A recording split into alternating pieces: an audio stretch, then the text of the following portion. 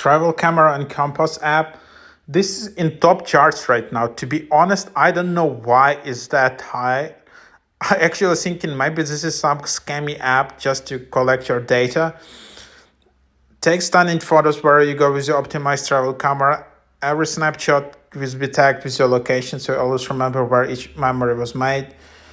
And select styles and filters, and then there's interactive map. So what is the main feature? It's kind of when you take in photo, you just see the timestamp on your photo. Too many ads, fake, scam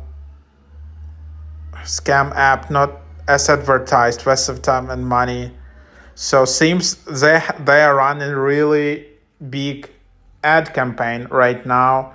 It's in top chart, but as you can see, here is the app, and literally this is like scammy app with so many ads. I can't even go to the home screen right now. So this is just what you have, and then there is some like a lot of videos on the map in here, but all right.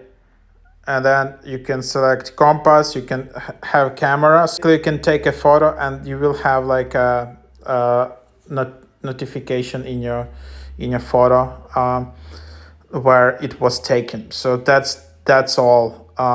But yes, you can see it just asks you to upgrade for $4 per week, and that's what you have.